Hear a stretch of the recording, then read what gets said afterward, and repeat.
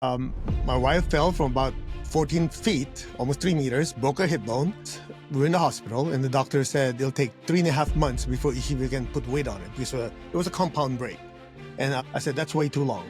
So I came across this Pranic Healing, which I was not open to because apart from being engineer by training, I was a very devout Southern Baptist. But out of desperation, I said, okay, I'll try this thing. And I remember walking to class and there's no touch, waving your hands in the air. I go, oh, this is really weird. But they go, hey, if you'll fix it, I could care less. Make a long story short, I did the class, did the technique on her 3 times a day, give or take. And in 2 weeks, she was walking. And in 5 weeks, she was running. And it's not one of those, feel good, positive thinking. We would go to the doctor to have x-rays and they'd say, hey, it's healing faster than normal. And that's where it got started. Today, I have Master Stephen Ko, an engineer turned master pranic healer. And in over 3 decades, Master Ko has become one of the most prominent energy healers and teachers of spirituality around the world. So in today's interview, we're going to dive deep into what pranic healing is and how that can help us understand the potential of our body to heal, as well as the aspects of spirituality. With that being said, please welcome Master Ko. Hello, Dr. Yun. How are you? Thank you for having me. Master Ko, thank you so much for being here. But I want to kind of get into your story, Master Ko, because before you became the master pranic healer, you were a very simple person overall, I would say. And you had a fortune teller's prophecy, right, at the age of 13. And there was a prediction that when you were going to be 24 years old, that you would get something more precious than gold fall into your hands. So can you help the audience understand that story and how that kind of led you to where you are now? Well, coming from an Asian heritage, yeah, our parents have a tendency to like to go see fortune tellers. And I can't even count the number of fortune tellers my mom and dad have dragged me to. And this particular one, I remember he was reading my palm and he said, oh, at 24 years old, something will fall down from heaven, so precious like opium. I go, what the heck, opium? I guess their perception, this guy's perception of something precious, opium. I go, what do you mean? Oh, something so valuable, it'll change your life. 13 years old, I could care less. I say, okay, whatever. And then fast forward, 11 years later, coincidentally, I'm an engineer, so I would say coincidentally, that my wife fell from about 14 feet, almost 3 meters, broke her hip bone. And that kind of just triggered my interest in healing. Not because I'm interested in healing, it's because I need to fix her hip. So that's where it all started.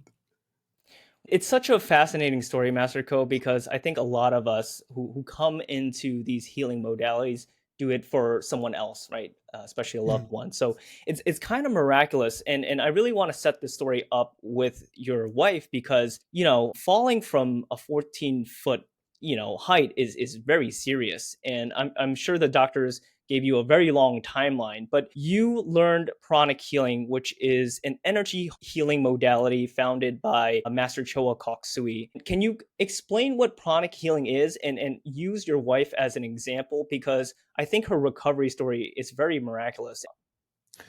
Well, what happened was we were in the hospital, and the doctor said it'll take 3.5 months before she can put weight on it because it was a compound break. And so after 1 week of traction, they said you just have to wait. I said that's way too long. So we were in the Philippines then. And I decided to look for other ways because it's just not acceptable. So I came across this Pranic Healing, which I was not open to because apart from being engineer by training, I was a very devout Southern Baptist. So you can imagine my mindset, belief about energy, religion, everything was already like set in stone. But out of desperation, I said, okay, I'll try this thing. And I remember walking to class and there's no touch, waving your hands in the air. I go, oh, this is really weird. But they go, hey, if you'll fix it, I could care less.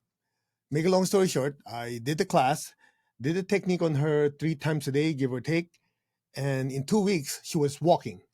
And in 5 weeks, she was running. And it's not one of those, feel good, positive thinking. We would go to the doctor to have x-rays and they'd say, hey, it's healing faster than normal. And that's where it got started.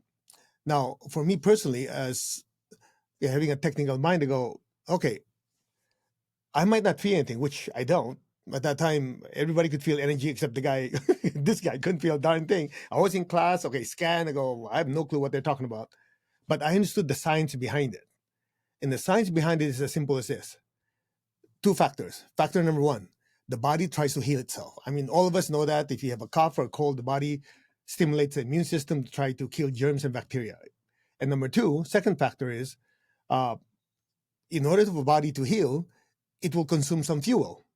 As with everything else, any process in the universe, it consumes fuel. So I remember Grandmaster Chakra was talking about it, and he started to explain that, this is the condition of the physical body. In order to heal, you will have to draw some form of fuel to make the necessary repairs. It comes from food, the air, the water, medicine, other people. I go, okay, I can understand that. And then he explained, he says, but in order for that so-called energy that you cannot touch or feel for most people to go in, it has to go through a energy body. Now, as an engineer, I'm going, oh, you mean like an interface? Because you have something so material and something that is non-tangible. How does it go from intangible to tangible? There must be something that converts it.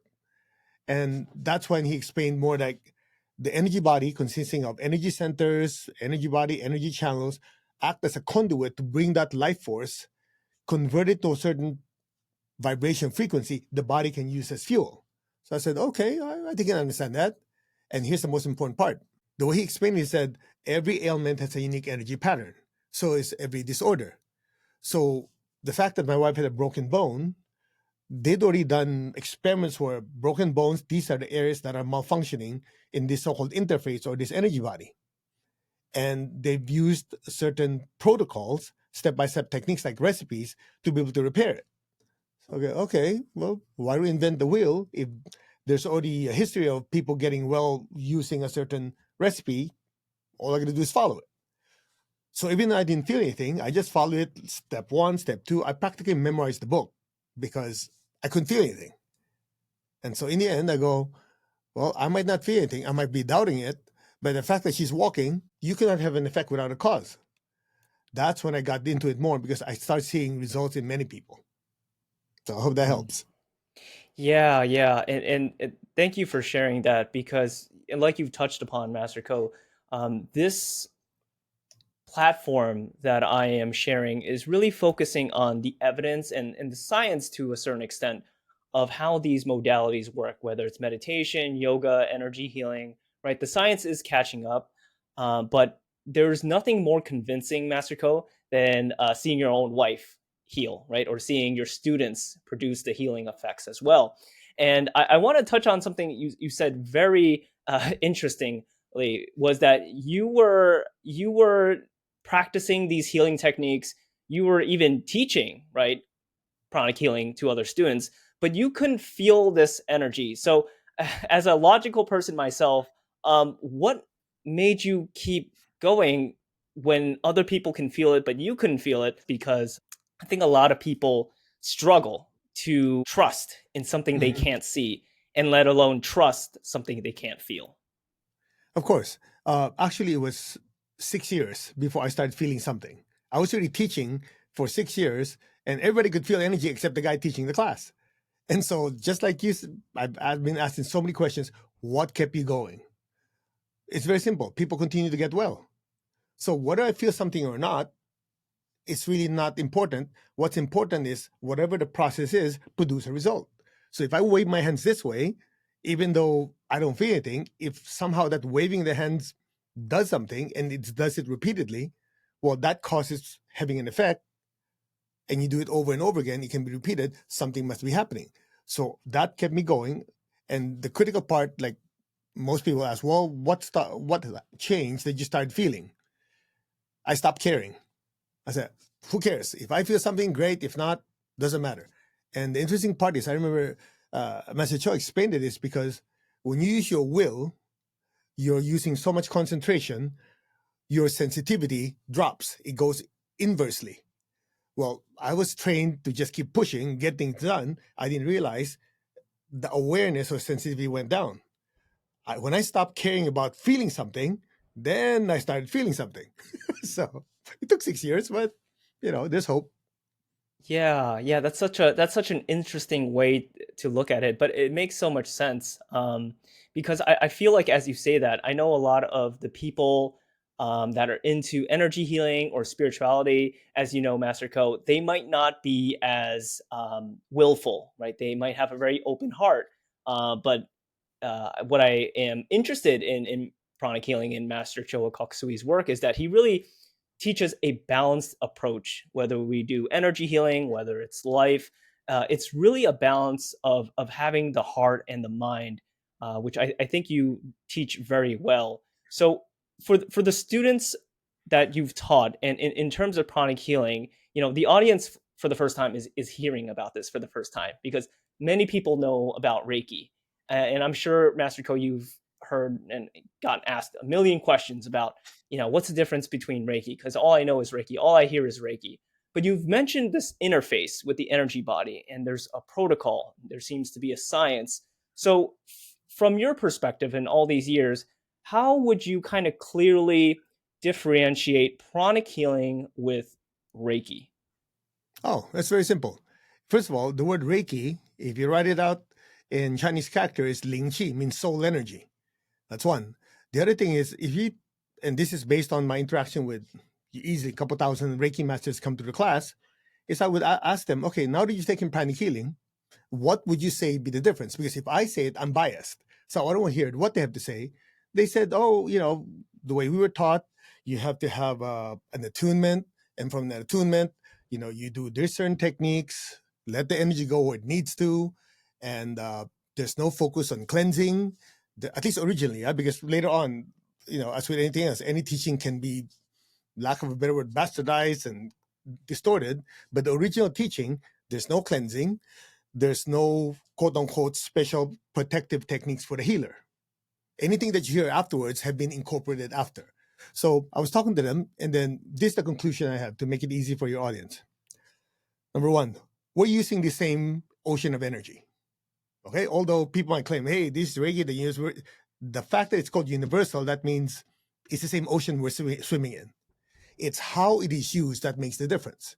So in Reiki, you need an attunement. At least that's the way it was done. An attunement is basically to stimulate specific energy centers to increase energy flow, because you're not focusing on your chakras or your energy centers to pull energy in. You take everyday people who have no spiritual experience.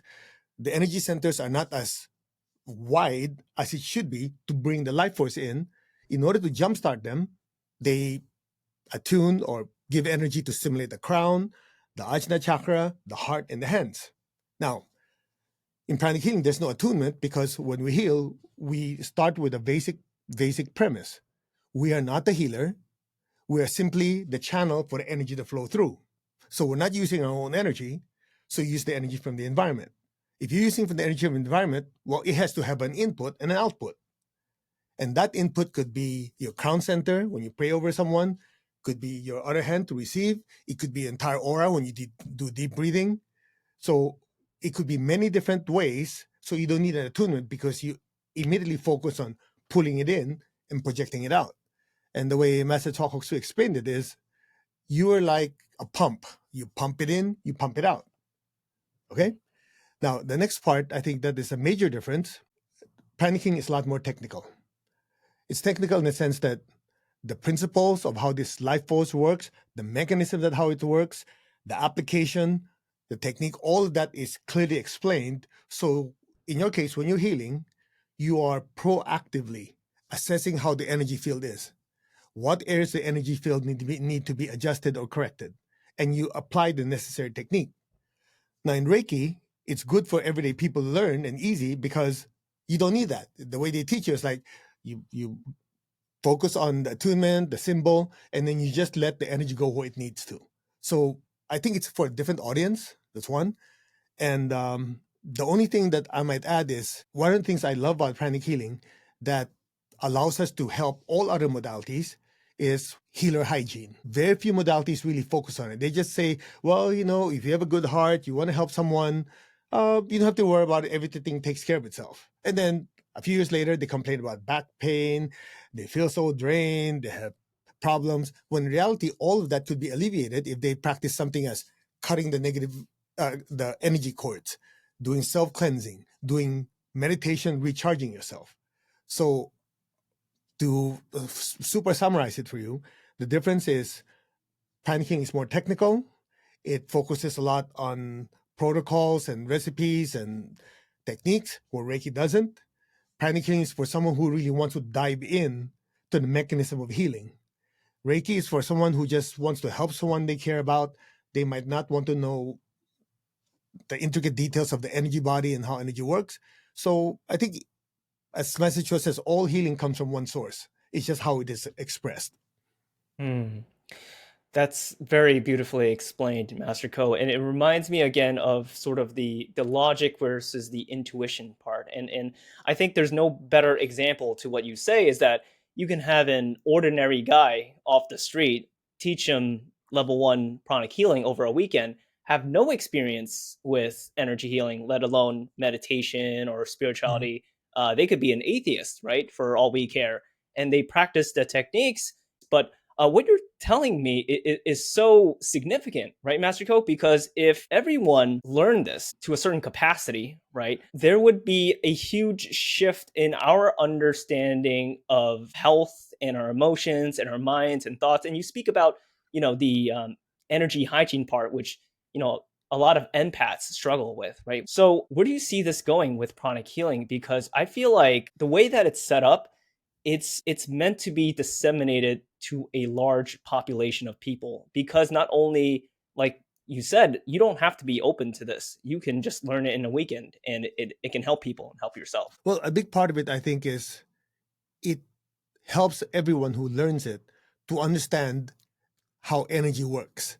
Because a lot of people just say, oh, today I have more energy. The following day, they didn't get too much. I don't have enough energy. It's something so vague, they don't realize it's really concrete enough that this energy, life force, chi, ki, whatever word you want to use, it's something that affects the way you think, the way you feel, the way you act, every part of your life. So simply by understanding pranic healing, you know that specific energy centers are basically ways for you to tap and access to this life force, that if you want to be more loving, you stimulate your heart center. You want to be better at work, you want to stimulate your ajna, your throat, your basic center. You want to be more spiritual. When you're meditating, you focus on your crown. Just by understanding your energy system, you can see how all of these are tied into every part of your life. And if you don't even learn how to heal, which I don't know how you can do that by taking a class, just by understanding, you have a realization that, hey man, this energy is real. When I'm with someone, I talk to them for half an hour, I feel drained and tired, something must be happening. Okay, if I'm with someone I love, I feel elated. Why is that? Or when I'm at work, when there's something that stimulates uh, my interest, I could be there for hours. I don't feel so tired. What is going on? Most people feel like, oh, it's psychology, but they don't realize it has to do with the movement of energy on this interface called your energy body that affects every part of your life. And then healing is just the byproduct of that, because if something's wrong, something's not working, well, obviously, anybody with some common sense says, I want to fix it. And fixing that pattern is simply called healing. Yeah, fixing that pattern is simply called healing, and I think that's something new that I'm starting to take in too. Because as you've described it, right, Master Choa developed a system based on patterns of the energetic signatures to all these energy centers that you're talking about. And of course, pranic healing, I understand, goes into a little bit more in depth, because usually we think about the 7 chakra system, but pranic healing has 11 chakras that you heal, but 12 if you include more of the spiritual component. Can you explain a little bit about that? Because really, Master Choa, from what I've understand, this is not new. This is there have been ancient forms of pranic healing or energy healing before, but Master Choa, being the founder, he kind of brought it all together in a simple, easy to understand package and expanded it too, adding the 11 major chakras. So can you explain to us sort of the history behind the energy centers and how we know it today in pranic healing, like you said, to help with physical and psychological issues? Sure. So first of all, assuming your audience might have studied as much, the easiest way to understand your chakras, your energy centers, your energy channels, and your aura is as simple as you have a physical body, you have physical organs, and you have blood vessels, you have channels in your body where blood goes through, nutrients go through, and so on and so on. So just imagine what your chakras are would be like the physical organs. Your physical body would be like your aura. Your blood vessels would be like the energy channels. I mean, that's an oversimplification, but it's something like that. So you have a physical body that transports physical energy, everything from nutrients to air. Now you also have a transport system that transports this life force through your system. That's the aura and the chakras. Now, most of us, if you even pick up a book on healing or meditation, 90-some% of the time you'll see 7 chakras. The problem is people don't just try to understand it. They just say, oh, okay, there's 7 chakras, done. But in reality, 200-some years ago, in a school called Theosophy, they brought these teachings from the East to the West. And they kept 2 things in mind. Number 1, simplicity. You're trying to teach the Western mind something so far out that you have these spinning wheels that people cannot see, that affects you every part of your life. You got to have some level of familiarity that people will understand. So you go, okay, you have 7 chakras. You have 7 colors of the rainbow, 7 weeks, 7 days in a week, 7 glands, so on, 777, like you open up the Bible. So it's easier for people to say, okay, I think I'll take that little leap of faith. The interesting part is the book that it all started, it's called The Chakras, written by a very advanced clairvoyant. His name is Charles Ledbetter. If you read the book, he says there are 7 chakras. Number 1, they're not based on the colors of the rainbow. Each of them are multicolored. And number 2, you look at the end of the book, it says there's more than 7 chakras, but people are not ready, so it's not yet being divulged. But over the years, that's what stuck, and it's convenient. So when you do any form of meditation, okay, red, orange, yellow, so that became more like a pattern. And since Vesicho wants us to have the exact mechanism of how healing works, that doesn't work. So it will involve revealing what is in that book, the chakras, plus the more advanced concepts where you have 11 major chakras, which is the same as the Kabbalistic tree of life, plus understanding that each of them are multicolored and each of them provide the energetic nutrients that our organs would need for the body to heal. So I hope that was not too technical, but that's the easiest way to really understand it. Yeah, yeah. And I think what we can take away from that, this is that this concept is not new, but also it's very, very advanced. Like you said, it's to the point that certain information is only being discovered, and we're still learning about the energy body system, even despite science not having a device to measure it. Right? I find that the human body is also a technology, as you know, and as you teach in Arhatic yoga, which talks about more of the spiritual component, in which that part of experience, part of science and evidence is to go through the experience and to validate what is true and not true. And this is something you teach about discernment. And I feel like one of the benefits of learning, energy healing, pranic healing, is that you really learn to be discerning with your emotions, with your thoughts. Because, like you said, right, when people have so much stress in their daily life, when they talk to certain people and they get angry and they don't know why, well, when you understand the energetic component through the 11 chakra system, it gives us almost a paper trail, like breadcrumbs, like, okay, maybe this is why this is happening. And this is something that you teach all the time with your meditations and Anchor the Light. So can you share with the audience in terms of what are like the practical takeaways, this outside of just like healing someone with, pain and more severe conditions, what are the practical takeaways for pranic healing on an everyday level? I think for everyday people who might not have studied a lot of so-called esoteric teachings, it's as simple as you take any person off the streets, okay, close your eyes. How long can you keep your mind peaceful and quiet? Most people, you'd be lucky if you got 10 seconds. You'd be lucky if you get 10 seconds. And what people don't realize, that is the direct result of imbalances in the flow of energy in their body. And so when a person's stressed out, they produce thoughts, they produce emotions. They don't realize these thoughts and emotions are not just a thought or emotion like they're nothing. You're actually harnessing this universal ocean of energy, molding it into a certain form. Like when you're angry with someone, it's actually an energy form made of this life force sitting somewhere in some of your energy centers. And so at some point, when you try to be quiet, these things just bombard your consciousness. And by understanding, go, oh, when I get angry, I produce a certain lump of energy. When I'm happy, I produce this form of energy.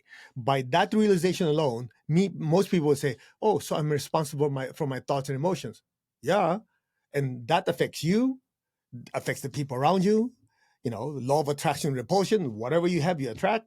Whatever you don't have, you repel. So it allows the person to at least have a better control over their life. And then from there, you extend it further. Oh, by the way, this energy is also something your body uses to heal itself. And in addition to that, by proper application of this to someone else, you can help them heal their body faster. So I personally look at this as, if someone were to just understand this, it changes their perspective in life. Now, if I can add something, Dr. Ian, that you touch upon, uh, most people have heard at least of the quantum field, right? That's a term that's always thrown out. You look at the internet, whatever you think of, you affect the quantum field. And most people are like, wow. They don't realize it's nothing new. This so-called quantum field is just a technical name they're saying to the energy that flows in us and outside of us. And our thoughts and emotions affect it. So if you study a little more quantum physics, then you hear about this so-called Higgs field. Higgs field is everywhere. You take a box, if you theoretically remove all the matter in it, even energy, it's still not empty. It contains fields. Now, here's the kicker. This so-called Higgs field is just field in the universe, but anytime any attention is to put any part of it, it starts to form mass. So that tells you consciousness affects this field. That said, I go, okay, if I want to be happy, that means I'm swimming in this field. I want to be happy. I want to concretize part of this field to create happiness in my life or somebody else's life. But you see, this putting the attention is not only when we're conscious of it. If a person continues to be angry, upset, they also concretize this and they create their own misery. Now think about it. If somebody could just have a realization, oh, every time I'm not aware of my thoughts and my feelings, I'm actually either creating good things or horrible things for my life or somebody else. So even not even talk about healing, just having that realization, I think is a wake-up call for everyone. Mm. Yeah, and really, like you said, it's confirming a lot of the things that science is finding out now, which lends itself to more of the spirituality piece that I want to transition to, because I've heard you say that we're not the physical body, we're not the emotions, we're not the thoughts, we're the soul, right? And when you say the word the soul, a room full of scientists and doctors will run away, right, immediately. Um, Mhm. how can you explain the concept of the soul in this context? Because I think this is where a lot of people start to scratch their heads, because pranic healing, right? You don't someone that's an atheist, they can do the techniques, they can get the results, help someone with pain or stress or whatever. But then we talk about the concept of the soul, and now it gets into the question: do we have to believe in the soul? Does it matter if we believe in it? Does it affect our healing? So can you explain that for us? Because you mentioned about consciousness, and science still doesn't know how the brain produces consciousness, if Mhm. even the brain produces consciousness. So can you explain the soul connection there? Okay, let's start with the basics. So when you say somebody's an atheist, usually that means that someone does not believe or follow a certain organized or religion of some or belief system. However, an atheist can also be a spiritual person, because when you say spiritual person, it simply means that a person has some realization or acceptance that they are a spiritual being, not a religious being, a spiritual being, a being that does not have physical form. So you could have somebody who's complete atheist, I don't believe in God, don't believe so on and so on, and yet they could still have certain actions and behaviors that allows them to tap into that part of them. For example, when you say we're not the body, not emotion, thought, we're the soul, we're just kind of oversimplifying. But in reality, the way Master Cho explained it is, if you move your arm, what did you do? I moved my arm. What was moved? The arm. Who or what moved it? You say, I did. Okay. Feel happy, joyful, angry, think of this, think of that. What are you doing? I'm feeling this, I'm thinking of that. So if you use a timeline, it's just time zero. When I ask you to move your arm, let's say it's 2 seconds later. If I say feel an emotion, whatever that emotion is, it's a few seconds later when you do it. Think of something, it's a few seconds later. So at this point, you didn't have any of those. So therefore, you created them. So you could not be the body and the movement of it because you were neutral. You did not have that feeling and thoughts. Now, here's the interesting part. Who or what is that entity, that force, that whatever that moved the body, create the feelings and thoughts? You said I. Well, define the I. People say, oh, it's consciousness. All right, define that. It's a set of sensations and thinking and feeling. Not really, because you were not thinking of anything. You created the thought. So the closest thing we have for it is the soul. Now, in Italian, it's the most descriptive because in Italian, the soul is called anima, where the word animate comes from. So it's an animating factor that moved the body, generated the feelings and thoughts. So even if you're an atheist, you can be a spiritual being because you can be spiritual because that spiritual self or the soul, you can have its qualities moving the body, feelings, and thoughts without belonging to a certain religion. Now, if you understand that, then you go, all right, practical application. If somebody insults me, I still have to feel those feelings of being angry, think of thoughts of getting even, and physically do something. But what if I decided to go, nope, I'm not going to retaliate. I'm not going to think bad thoughts. I'm not going to do anything to escalate. In fact, I'll change it. I'll think positive thoughts, give the person benefit of the doubt, and give kindness. That alone, you are being a spiritual being because you are not allowing what you created to control you. That's that. I hope that helps. Yeah, and I think that really gives agency, and when I say agency, I mean control and direction over people's lives. Because as you might have seen, Master Code, there's so much, chaos in the world, and certain people feel helpless to it, right? That they can't change it, and they, might take on this energy and thoughts and emotions, and whether it's about the world or with family members, friends, and work, other situations, it almost can feel overwhelming, right? Because people don't feel like they have a tool, a way out in managing this. And what you're saying, beyond what we're talking about, right, with energy healing, the energy body, is this concept of a higher connection, right? Beyond Mhm. the limits of what science can explain, beyond what our eyes and ears can sense. And it is something that has been talked about for thousands of years again. And I want to kind of touch on a piece that's very important, which is karma.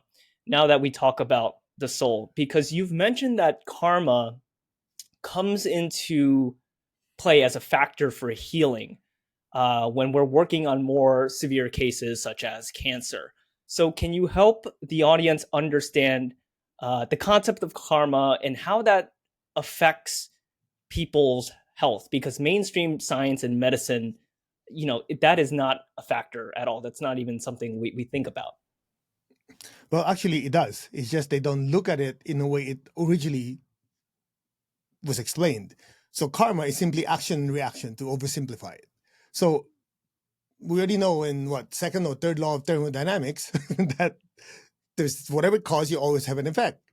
So karma is simply meaning when you do something, there'll be an effect. The only difference that people don't understand, this effect doesn't only go outwards, it has a boomerang effect. So in simple terms, the law of karma is basically a cosmic boomerang that whatever you throw out comes back to you. And so what we try to understand here is when it comes to healing is for severe cases, in order for them to heal faster. Okay, let me backtrack a little bit. In the physical world, to really understand, in the physical world, this karma is not easily seen because if I beat somebody up, they're not automatically going to beat me up, right? So it's not seen physically. Emotionally, you start to sense it. When you feel a negative emotion towards someone, you could feel almost like a feedback from them. When you think negative thoughts or positive thoughts at someone, over time you start noticing, hey, how come this person has a tendency to be nicer? So you're getting a glimpse of it. But to really experience karma, to really understand its basic concept, you have to go beyond what is physical. So the easiest way to understand it is if I have two ice cubes they're separate. When you melt them, part of the water mixes, right? When they evaporate, they become water vapor. At that point, the water vapor mixes. When it's in the atmosphere, you cannot tell which part where the particles are. They're now in one homogeneous fluid or pool of stuff in the atmosphere. And so individually, I'm standing here, you're standing over there, we're physically separate. When we start to connect emotionally, you start noticing, even though we're physically apart, we could be on over the internet, you could feel each other's emotions. You can exchange ideas. Now, if you take off the body, emotions and thoughts, what's left is this so-called spiritual being, which does not have mass, but radiates energy in every direction. So the closest thing we can come to it is light. Light radiates in every direction, can hold energy and information, but doesn't have mass. That's where the word enlightenment comes from. When a person experiences themselves, not the body, emotion, thought, but just simply a being of light and consciousness, you're experiencing a certain level of enlightenment. Now, watch this. Theoretically, if we're in one room and there's 100 people, if you take off the body, emotion, thought, what you're left is beings of light. What does that room look like from 5,000 feet above? It looks like a room, a pool of light. So whatever you do in any part of the room will affect everyone. It's just like the proverbial somebody pees in one part of the pool, it affects the entire pool. And because of this connection that we have, that's why there's this thing called karma. Because if there's no connection at all, whatever I do to someone will never come back to me. Now watch this. Since this law is already there, and I emphasize the law, it's not opinion, it can actually be harnessed to be able to have a better life. And that's what Master Cho explained. There's already this law, whatever you throw out will come back. So you ask yourself a simple question. What do I not want to hit me back? I don't want people to steal from me. I don't want people to be nasty to me. I don't want people to do bad things to me. Well, there's this law already that has a boomerang. So I would be smart enough to say, let me avoid these. So the chances of this hitting me would be significantly less. Now, what do I want? I want to be happy. I want to be prosperous. I want to have a healthier body. So what if I know what will come back to me? I use those and go and throw it out in droves. It helps others. It helps me. That is the basic concept of karma. Now, if I'm working with somebody with severe ailment, it's as simple as, hey, your body's not doing well, emotionally, mentally, you're not doing so well. In order to correct your condition, I think you need better health energy. You could use better positive feelings and thoughts. Why don't you give money to charity? Why don't you do some form of service to help others so that you're planting good energy, knowing that there's this cosmic boomerang that will help you. It helps others, it helps you. Everybody wins. Mm. Yeah. And I always think about the fact that energy is never created or destroyed. It's always being transferred and transformed. And I want to kind of highlight this for us, Master Co. Do you have a healing case that comes into your mind of something that might seem miraculous, but for our understanding of pranic healing and the energy body system and karma, it actually makes sense. So do you have a healing case for the audience to kind of ground these ideas to help them understand this? Well, quite a number. I'll just pick one that I can remember because I just shared about it not too long ago. For example, my daughter, our second daughter at 4 years old, was diagnosed with autism. And the doctor, again, it's one of those things, she's in the spectrum and they don't know if she'll get well or not, but at least we can help her develop better speaking skills, physical skills to tie her shoes and so on and so on. So I remember at that time that in addition to the healing protocol, Master Cho told me, he said that actually you have to generate good karma for her. Give money to charity, do healing, so on and so on, so that energetically she has more good karma. The easiest way to understand for everyday people is, it's like you have a karma bank, okay? You have credits. So we have a lot of good karma credits. If something's not doing well in your life, this karma credits comes in and saves you. Just oversimplification. So in her case, she did not have enough good karma credits. So by me as a father, doing healing, doing all this work, and being connected to me, I decreed that part of the good karma I generate goes to her. It's just like saying, I plant an apple seed, I get an apple tree. I can take some of that apples and give to someone I love. So good karma can be delegated. Now, here's the interesting part. At 4 years old, nonverbal, and attention span is like less than 2 seconds, no eye contact. In 6 years' time, literally, we have her checked. The doctor said she's completely cured. Right now, she's 25, 24, 25, and has a job. She works at a high position in a credit union, a bank. She processes very complex processes in the office, as well as have a lot of friends. I see it with my own eyes. That's on a longer term basis. A closer one I can share with you, which is pretty far out, is one day I was in class and I got a phone call from my wife. She says, "Oh, your grandma just is in the hospital with a stroke. She went to Vegas, had lots of fun, forgot her blood pressure medication, had a stroke." Great. Okay, so she's in a coma. And I remember that Saturday night going to the hospital. We did healing. Not much happened, maybe a little twitch in there. And they said, "Oh, that's doesn't even count for anything." Okay. So I distinctly remember what message was taught. He said, especially for severe cases, you need to generate good karma of health for that person.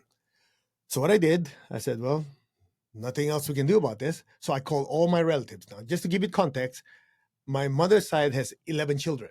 So you talk about 11 of them plus family. We filled the entire waiting room. So I just told everybody, look, we need to do something to help her heal faster. We need to give money to charity in her name so that whoever is helped, the blessings that come with it, will ask that it goes and heal her. I have to put it in language that people who don't study ancient teachings will understand. I just say, okay, whatever blessings God gives, we'll ask God, please give it to her. Everyday language. Anyway, make a long story short, I did that on Saturday. Now, just to give you context, the reason the whole family was there, because on Saturday morning, the doctor already said, better call all the relatives in because we don't know if she's going to last the night. That's how bad it was. Make a long story short, Saturday, she's fine. I mean, in the coma. Saturday, Sunday, Monday, Tuesday morning, Wednesday morning, Tuesday night, Wednesday morning, she opened her eyes.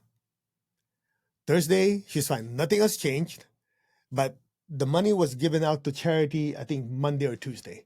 So coincidentally, you might say, the following day, it starts having results. The funny part is 2 weeks later, she's back in Vegas. So, Well, I hope she remembered her blood pressure medication this time. yeah, So it's too much excitement. But yeah. that's where I saw where helping other people also help yourself. Mm. Yeah, and it's what all these spiritual traditions have been saying for so long, right? Just with the power of like you mentioned, decreeing, praying for others, like doing a service in service for someone else.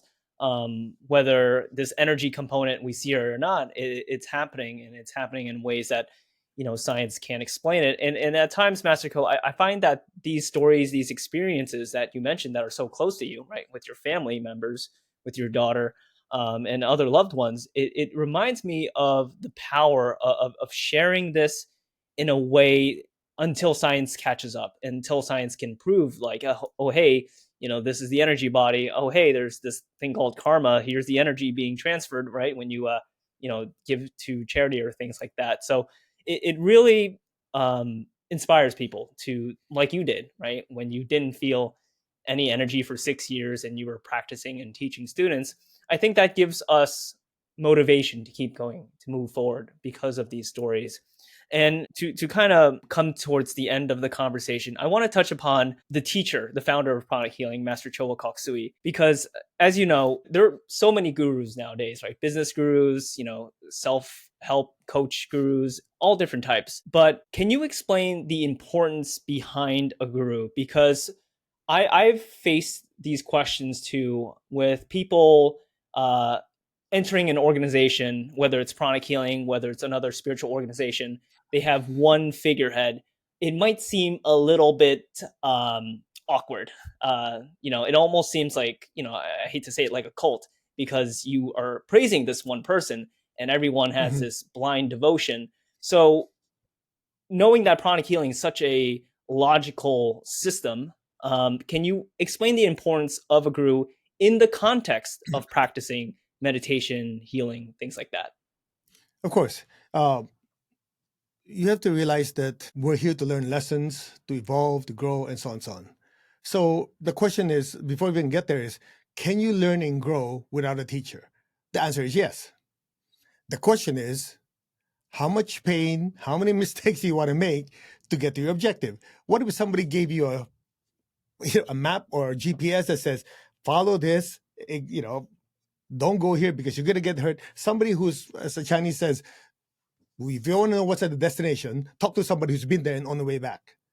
So a teacher is basically someone who has learned the lessons either themselves or from their teachers, and they're just basically offering you a roadmap, says, follow this. Now, one thing that makes Master Cho different, in my humble opinion, is he always emphasized intelligent evaluation. All these years, he's given me instructions, do this, do that, do this, do that. And then in the end, before he finishes, he goes, you have free will. It's up to you if you want to follow or not. He's never told me, do this because I said so. And even when you take Pranic Healing, the second or third side says, practice intelligent evaluation. Analyze the information, do the experiment, make your own conclusion.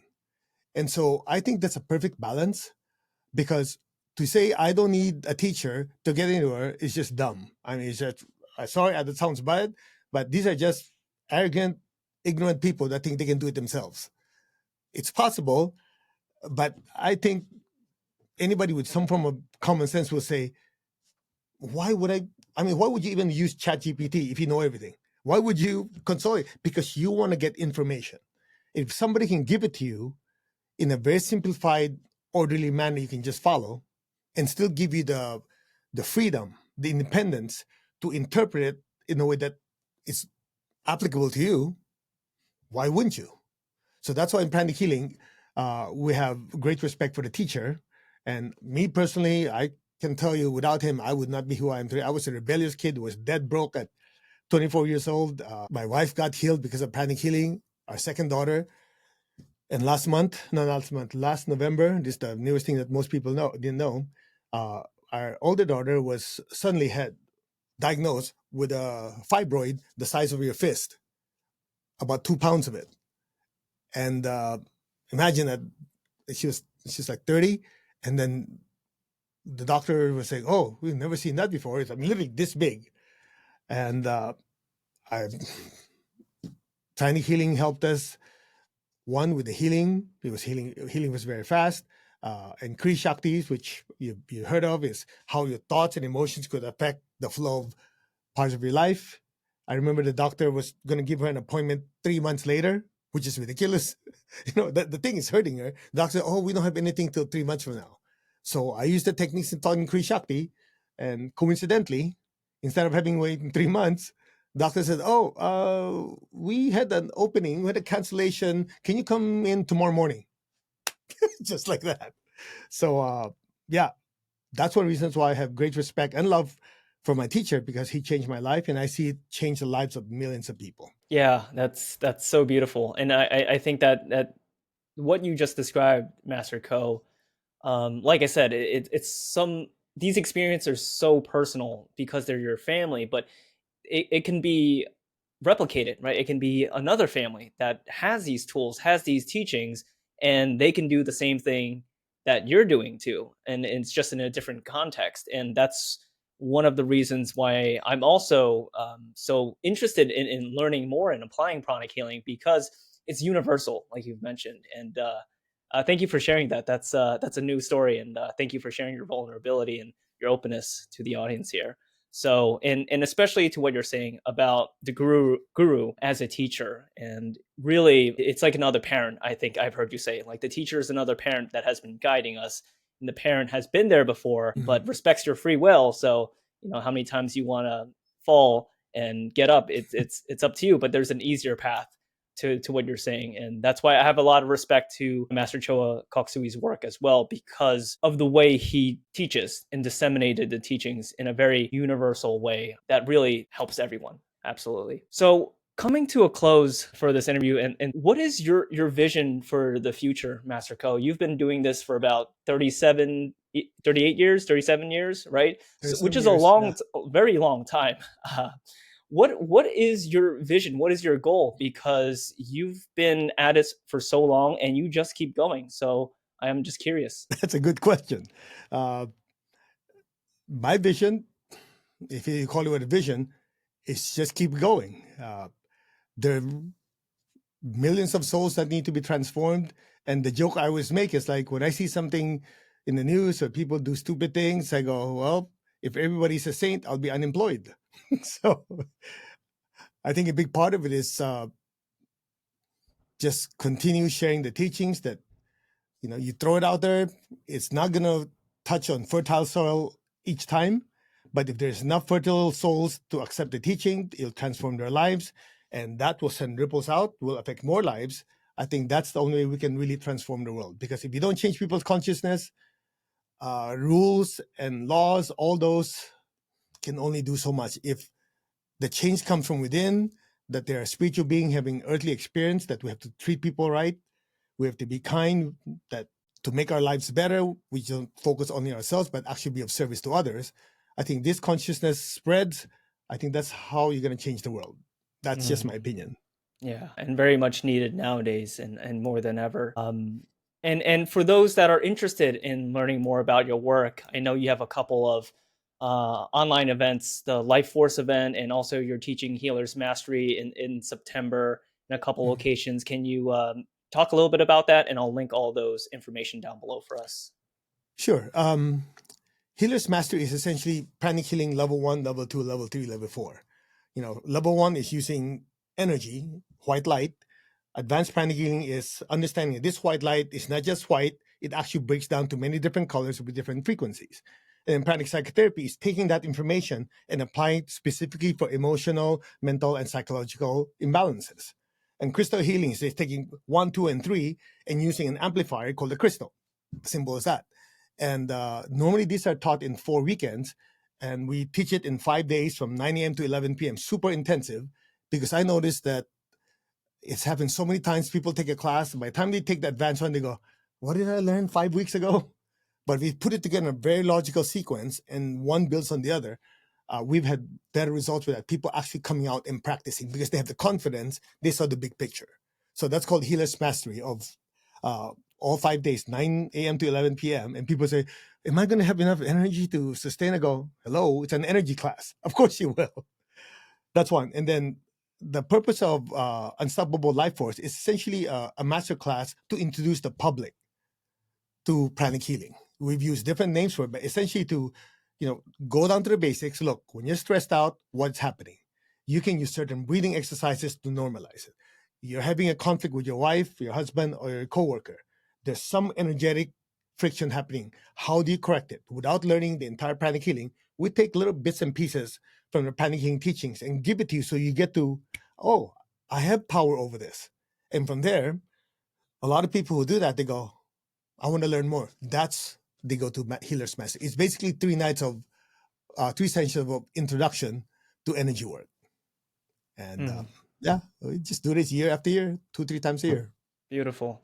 Well, I will link all those resources down below, and I highly recommend it to everyone. I've taken all of the pranic healing classes, so I do have a bias, and it is a very wonderful tool and technique that once you learn it, it just changes the way you look at life. So thank you so much, Master Ko, for this time and to interview you. It's truly an honor.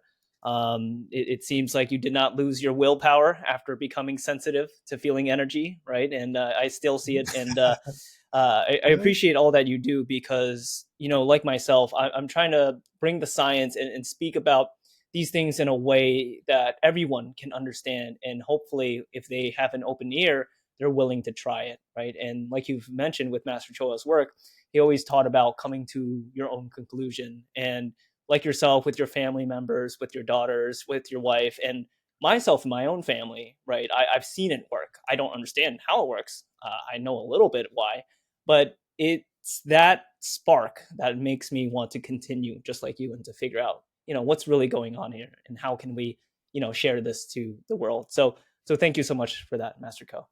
Thank you. It's an honor. I hope that we've been able to at least spark, I said, the interest in helping people know that they have the power within them to make life better for themselves and other people.